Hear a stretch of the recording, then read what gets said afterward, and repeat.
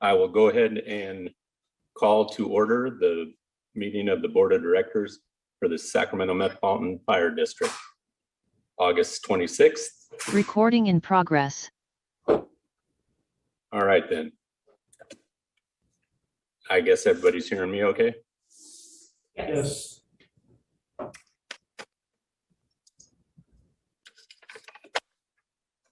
right, then. Call to order. Madam Clerk, will you please call the roll? Absolutely. Director Gould, not present. Director Orzali? Present. Wood?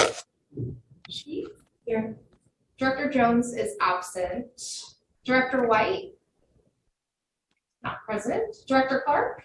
Present. Sailors? Here. And Kelly? Present. I thought I saw Director White online. That's what I heard as well. I don't see him now, though. All right. So Gould is absent, Orzali is present, Wood is present, Sheets is present. All right, just trying to keep track for my own edifices. All right. Pledge to the flag. Will you please repeat after Director Sheets the pledge to the flag? I pledge Allegiance to the flag of the United States of America and to the republic for which it stands, one nation, under God, indivisible, with liberty and justice for all. Thank you. Metro Cable announcement. The open session meeting is videotaped for cablecast on Metro Cable 14. Replay on Monday, August 30th at 6 p.m. and Tuesday, August 31st at 2 p.m. on Channel 14. Webcast at www.sacmetrocable.tv. Public opportunity to discuss matters of public interest within district jurisdiction, including items on or not on the agenda. Madam Clerk, do we have speakers? We'll have a speaker this evening, Mr. David Warren. All right, Mr. Warren, thank you. I would remind you that speakers' comments will be limited to 3 minutes per section 31 of the Board of Directors Policies and Procedures. Please proceed, Mr. Warren. Thank you. I'm speaking tonight because I'm asking that Metro Fire adopt a mandatory COVID-19 vaccination policy despite the objection of the firefighters union. On 6 August, my immunocompromised octogenarian wife experienced a medical emergency. As I set forth in the letter I provided to you, instead of requesting transportation, I drove my wife to UC Davis from Citrus Heights because I was more afraid of who was transporting my wife than the risk that she could die while I was en route. According to the county health office, more Sacramento County residents have died of COVID-19 in the first 3 weeks of August than in any full calendar month since February. I'm speaking tonight to make sure that Metro Fire first responders are not COVID-19 vectors. If the firefighters' objection to a mandatory inoculation policy is based upon a matter of principle that the union contract requires certain prerequisites, then I would like the union and its members to remember that it is not solely their rights that are being affected by the opposition to mandatory inoculation. Every person who comes in contact will be impacted. I'm aware of the video recorded by Captain Garnucci where he vociferously objects to mandatory vaccination. However, I'd like all the Metro Fire employees to watch the video of Lieutenant Jimmy Adams of the Covington Connecticut Fire Department, who is recovering from COVID-19 induced bilateral pneumonia, which is but one of the many recorded by individuals who are suffering from the effects of COVID-19. As a child of the 60s, I know what it means to march to the beat of a different drum.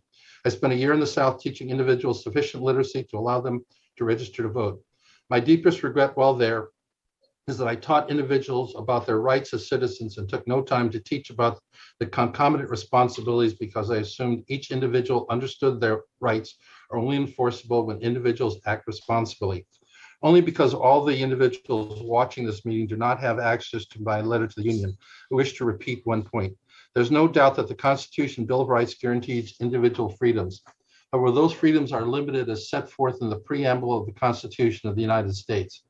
As Oliver Wendell Holmes Jr. said, the right to swing my fist ends where the other man's nose begins. An individual's rights granted by the Constitution are limited by how much they impinge upon another's rights to the blessings of liberty. Even if the union and its members are unconcerned about the optics of firefighters refusing inoculation, I would hope that these same individuals be very concerned about the possibility that an unvaccinated firefighter would infect a fellow firefighter and that firefighter's family and now support mandatory inoculations. I do not ever want, again, to have to make the decision to drive my wife to UC Davis out of fear that the paramedics and firefighters who respond to the call may infect my wife with COVID-19. I've seen videos of firefighters and paramedics going into burning buildings and pulling people from cars which were on fire. I cannot understand why such brave individuals are saying they reject indisputable scientific evidence and as a matter of principle object to a policy of mandatory COVID-19 vaccination. I ask that Metro Fire institute a mandatory COVID-19 vaccination policy to protect not only me and my wife and the general public, but also the firefighters and their family members with whom they work every day. Although my time is up, I'd like to ask for a few more seconds to compliment one of your employees. I called Metro Fire for information and finally spoke with Lisa Gaines after several attempts because your main telephone number kept going to voicemail. I kind of thought that Metro Fire had closed. Mrs. Gates provided me with the information I required almost immediately. I hope that someone will take the time to compliment her for her action. I provided a copy of the statement to Ms. Mahoney, and I would ask that it be made a part of the Metro Fire permanent record. Thank you. For your comments, Mr. Warren.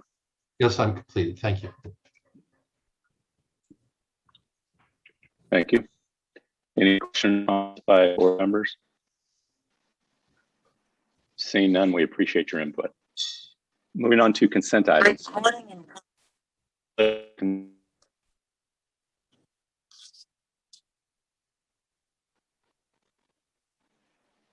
I didn't hear anything. Was a motion made? No. Consent agenda? Are you guys hearing me? Yes, Director Wood, Anybody hear me? can you hear us? Oh, Can you hear us? yeah, very lightly though. Okay. That's better. Director Wood. Okay. Thank you. And Director Saylor seconded. All right, thank you. Madam Clerk, will you please call the roll? Director Orzali? Aye. Wood? Aye. Sheets? Aye. Clark? Aye. Sailors? Aye. And Kelly? Aye. Motion passes. And All right. for the record, Chief White, or excuse me, Director White is on the meeting now too, and aye. Thank you, Director White. My apologies. All right, then. Moving on to our closed session. Everybody has the link to that. I will see you in a minute on closed session.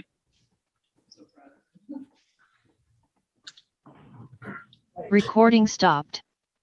All right, then. Could you please Recording in report, progress. Mr. Lavra, could you please report out on closed session? Director Kelly, the board met in closed session with respect to the workers' compensation claim of employee John Paul Saban. The board voted to give authority to its third-party administrator to effectuate its settlement of Mr. Saban's workers' compensation claim. That's all. All right, thank you, Mr. Lavra. At this point in time, I would take a motion on this item. I would accept the motion. So we voted on it in closed session, President Kelly. Oh, I'm sorry. Yeah, we're done. No problem. I lost my mind for a minute. All right, then. Please accept my apologies. Moving on to reports. President's report, we have nothing. Fire Chief's report. Good evening, President and fellow board members. I have two introductions I would like to do tonight. The first one is Parker, are you online? Yes, I am. Okay, the first one is I'd like to introduce Parker Wilborn. Parker is a captain for us. He's our new PIO. And I think he started about 3 weeks ago. And Chris Vestal, as you know, is promoted, is out in the field.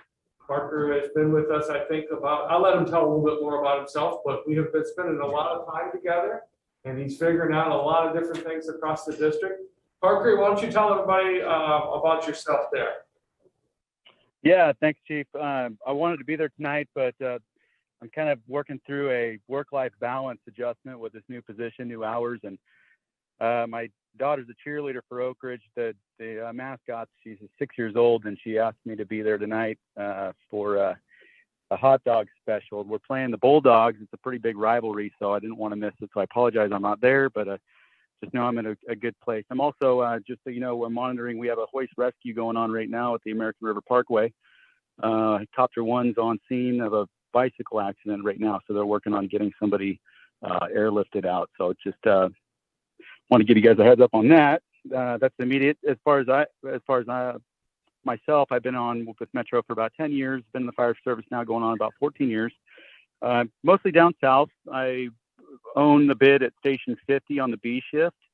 I'm incredibly humbled for this opportunity. I think it's going to be a great opportunity for myself and Chief Harms to kind of work together and kind of bridge the gap between the line and administration and do really good things. We're already seeing really good feedback on our social media stuff. So we got a lot of big ideas. We got a lot of really cool things coming. So I look forward to working with all of you.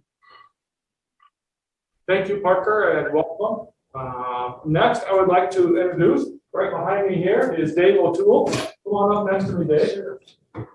Dave is our new CFO, and today is his official first day being here with us. He has a long history with the county, also a history of being in the Navy in the service. We're very happy to have him here, and he's gone through and did his initial paperwork and everything.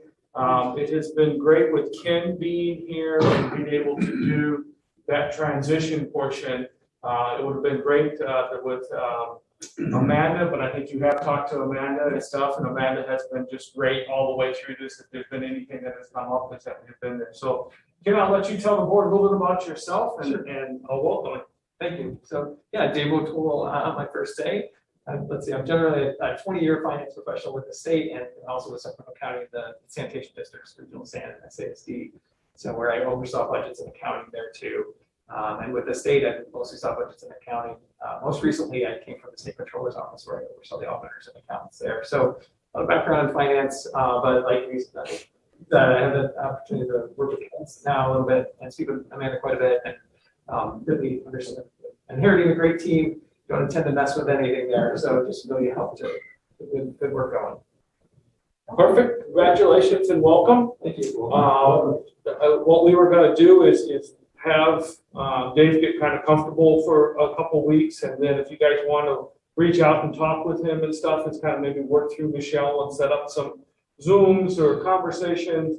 I know that in the past we have worked with Amanda and those things, so let's give Dave a couple weeks just to kind of figure out, and then if you want to work with Michelle and getting some things scheduled, that would be great then for moving forward. Thank you. Thank you. Thank you. Some meeting portions of it. We went down and met with the new SRP Academy. There is 13 folks in there. There's 8 paramedics and 5 EMTs. All 5 of the EMTs are in paramedic programs. A number of them just need to finish up that portion of it. They will be 5 weeks down there, and then they'll come out. They'll do their ride-along time, and then they'll come and staffing out there. So it's nice to see that portion of the SRP program and being able to build it back up. I don't remember exactly what the numbers were, but the open recruitment for the SRP program had just closed. I want to say, do you remember? About 100. About 100 folks that applied for that. I think there was about 30 some odd that were paramedics and number 70 that were EMTs. We had an opportunity to have a 2x2 the other day with Citrus Heights with Director Rosali that was on there. I would say there was a lot of change that is happening in Citrus Heights. We learned just after that the police chief, Ron Lawrence, has taken a new position down in Costa Mesa as the police chief. So he is leaving. The city manager had retired, but they are going to hire him back. I found out afterwards as a kind of a annuitant for just a little bit of time over there.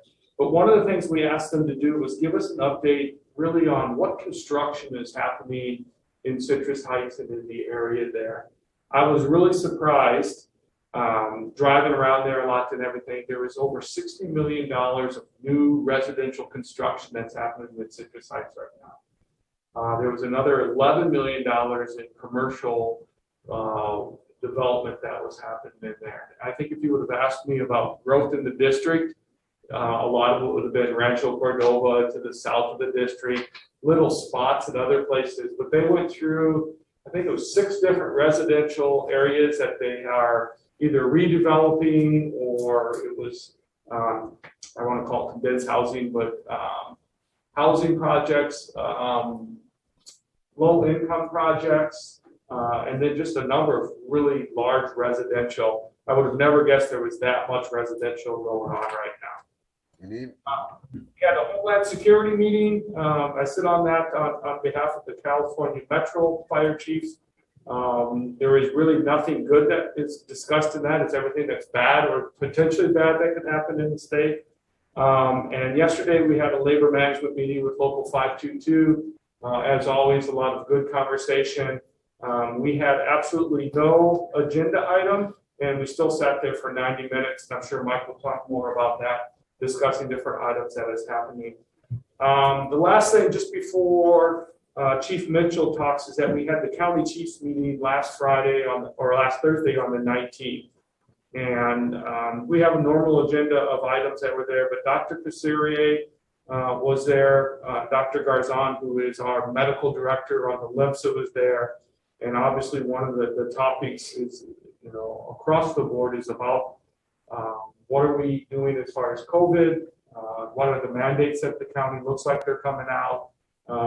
Where are they kind of going forward? So it was, you could see the relationship we had built for her to actually come to our meeting, sit at the meeting, and really lay out a lot and allowed us to give her some impact or some input into where we are. And I know that Adam's going to talk more about that. That ends my report unless you have some questions for me. If not, I'll turn it over to Chief Mitchell. Thanks, Chief. No questions for the Chief. Thank you, Chief Mitchell. Thanks, President Kelly. Good evening, directors and all. A few items tonight from operations update. I'll start off with what Chief Harms was alluding to, our current update on COVID vaccinations and testing.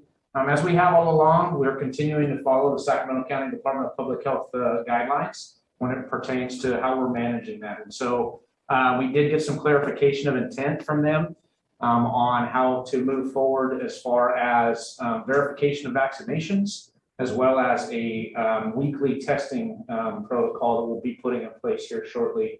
We're finalizing the process that we'll use as far as being able to take in and verify vaccination status. We're looking at some opportunities through IT with some apps and things like that that'll really be an easy tool for us to utilize to gather that information. And then for any members that are declining the state or that are unvaccinated, we're implementing a weekly testing protocol that will be followed throughout the near future. And whenever the county health changes the mandate or what have you, that's what we're going to be following. So we're still in line with the same processes we've been in with since the last 18 to 20 months of COVID, and we'll continue to do so. We're still have ongoing weekly planning meetings and discussions that include a lot of the divisions across the district, and 522 is sitting there with us at the table to have those discussions. So that's been really good. We do have tomorrow, actually, we've located a brand new screening technology that's come out. And again, with Dr. Casserier's oversight and confirming, we're able to use that new technology as part of our screening processes for our members. The concern is that utilizing the PCR testing through the county, which we've been doing, and Captain Perryman's been doing a great job with, and the Binex antigen testing, we don't know the capacity and how long that's going to be there with so many folks that are going to be needing testing on a weekly basis. So we had some opportunities to explore new technology, working with our county fire service medical director, Dr. Mackey. We've located this new technology. We have a training tomorrow set up to review that, and we're inviting in some of our partner agencies as well to take a look at it so that we can roll that out. we'll get some questions answered on that. And then again, expect next Monday to have some more finalized versions of how we're going to move forward. So that's good news. Couple more items as far as OES resources. Obviously, the state, we're still having a lot of large incidents going on. We have two engines out right now as two different strike teams or task forces. Our OES 8433 has undergone their third biweekly crew rotation today. And they have been moved from the Dixie fire over to the Caldor fire, and they're working up there at this point. We got those members up there and switched out. Caldor fire is at 136,643 acres now, and it's just 12% contained.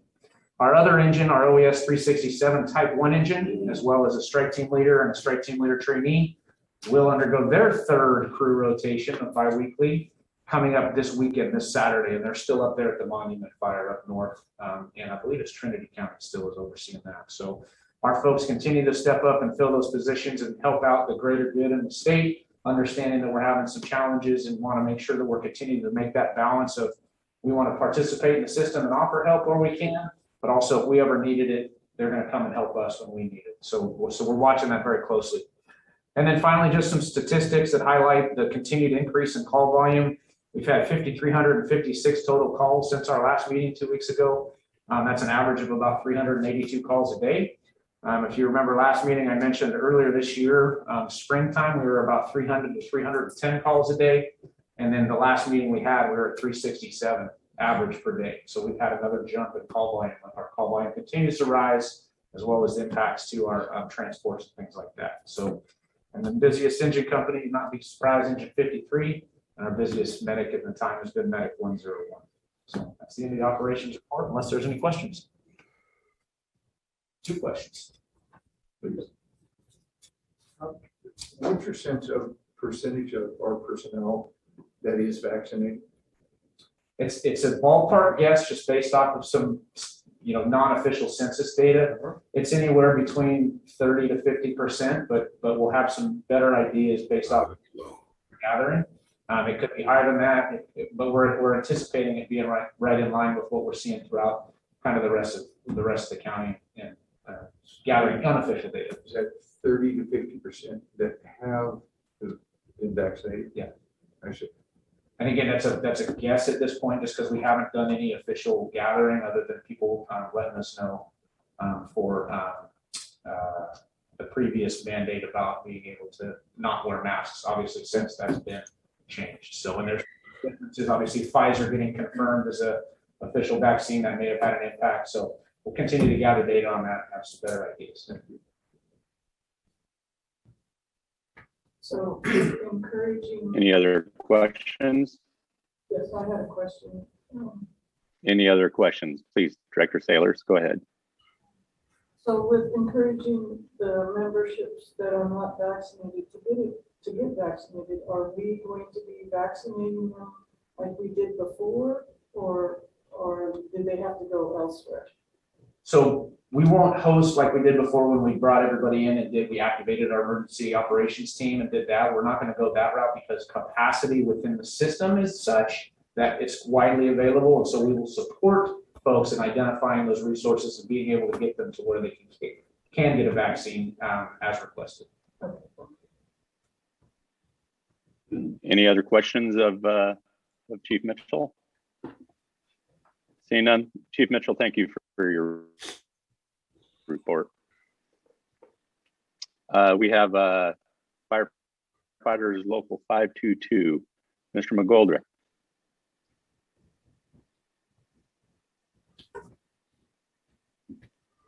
Good evening, President Kelly and directors. I think pretty much everything's been covered tonight.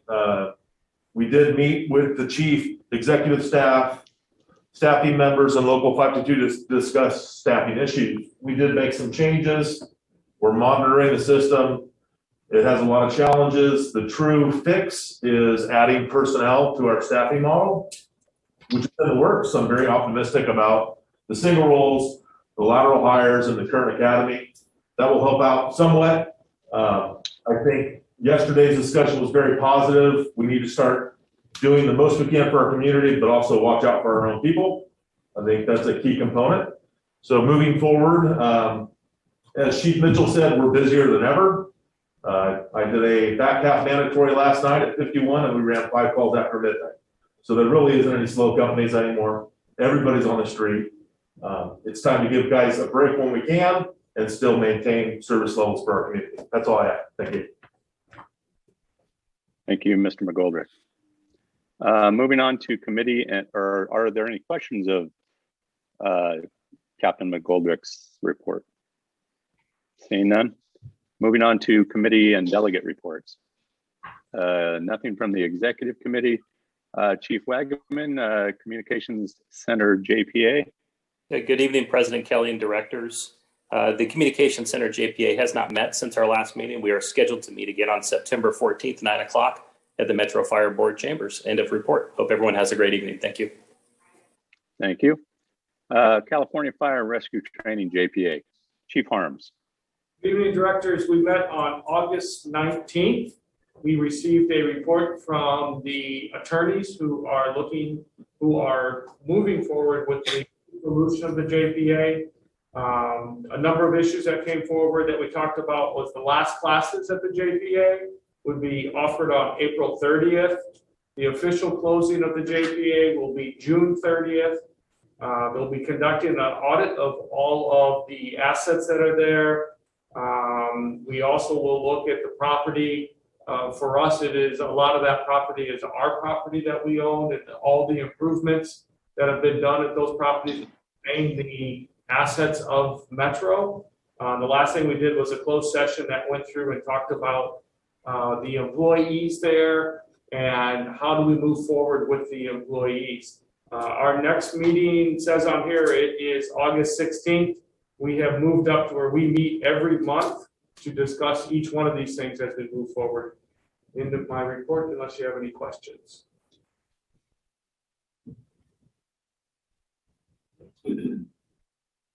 Are there any questions of the California Fire and Rescue Training JPA report that Chief Harms provided? Seeing none, moving on to Finance and Audit Committee. Director Orzali. Finance and Audit Committee met this evening and received 2 reports from CFO, interim CFO Campos, and the upshot of that is I continue to be so impressed with the work not only that the CFO does, but of the entire staff. And good news for me that we are apparently still, even with the vagaries of the economy, still able to maintain significant reserve in the 15% range. Next meeting is on September 23rd, and that's the end of my report. All right, then. The Policy Committee is Director Gould. He is not available this evening, but I'm sure they've not met since he last reported out, and the next meeting will be scheduled as needed.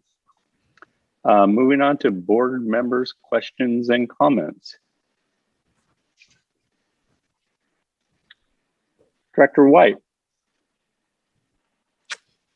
Thank you, President Kelly. I just would like to welcome both Dave and Parker to their new roles and to, commend our personnel, not just our personnel, but their families as well for, putting up with their absence while they work many extra hours, going on strike teams and providing coverage at home, working through both a very hectic fire season and increased call volume locally due to pandemic and other issues. So just wanted to say thanks and acknowledge not just our personnel, but their families as well for the sacrifices they're making.